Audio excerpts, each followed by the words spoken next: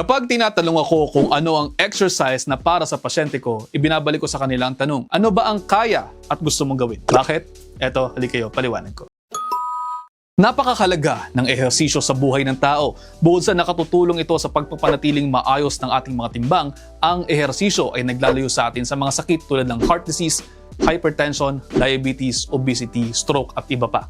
Maraming forms ng exercise ang pwedeng gawin. Naririyan ang aerobic exercise kung saan paulit-ulit na gumagalaw-galaw ang muscles ng arms, ng legs at ng hips. Nakakatulong din po yan sa pagpapump ng oxygen sa dugo. Nakakatulong din para ma-stimulate ang pagtibok ng puso, nag-increase ng stamina, nag-activate ng immune system, nagbo-boost ng mood. Pwedeng wala talaga kayong kagastos-gastos sa pagsasagawa ng aerobic exercises tulad ng jogging, walking at iba pang kamuka ng mga yan. Hindi rin mawawala sa benefits ng aerobic exercise ang tulong sa pagmamanage ng chronic diseases tulad ng diabetes at hypertension at syempre, nakatutulong din yan sa pagpapalakas talaga ng ating katawan.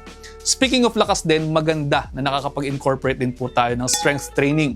Nito lamang po mga nakaraang araw, mayroon akong content tungkol sa pag-perform ng muscle at sa benefits tungkol dito. Mainam talaga na mayroon tayong strength training na isinasama sa ating routine para nang sa ganoon ay makatulong sa ating longevity, pati na rin po sa ating basal metabolic rate. Kahit 2 to 3 times a week lamang ang strength training, malaking tulong na po yan. Isama na rin po natin sa mga types ng exercise ang balance exercises. Itong type ng exercise na ito ay nagfo-focus sa pagpapalakas ng muscles of stability natin tulad ng legs at ng ating core. Ilan sa mga examples ay ang pagtayo sa isang leg, pag-upo at pagtayo ng hindi gumagamit ng kamay, tai chi at yoga. Ang balance exercises ay nakakatulong para makaiwas tayo sa mga falls o pagkadapa. Nag-i-increase yan ng joint stability, coordination at syempre improve balance. Sinasabi din po sa ilang mga pag-aaral na ang balance exercises ay nakatutulong sa pagpapaganda ng cognitive function natin, kaya mainam din po nag-i-incorporate ng balance exercises sa ating routine. At ang last type ng exercise na gusto ko pong ituro sa inyo ay ang flexibility exercise. Bukod sa pagpapaganda ng posture, nakatutulong din na makabawas sa injuries, makabawas ng back pains at magpaganda din ng muscle condition ang flexibility exercises. Basic dyan ay ang stretching. Pwedeng mag-focus sa major muscle groups tulad ng calves, tulad ng thighs, ng hips, lower back, neck, and shoulders. 5 to 10 minutes a day lamang po hinihingi sa inyo, pwedeng gawin 2 to 3 times a week. It would go a long way.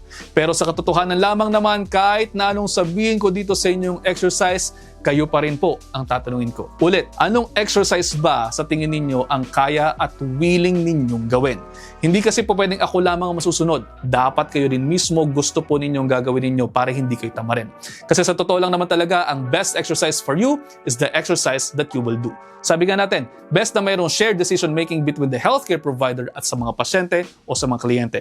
So, talk to your provider. Kung healthcare professional po kayo, talk to your patients. Kung walking lamang kayang gawin, we focus on that and we slowly build one day at a time ng habit at ng po pwedeng idagdag over time. At ayun, sana po ay may natutunan kayo. Kung mayroon man, makikishare na sa inyong mga kaibigan para mas marami pa tayong matulungan.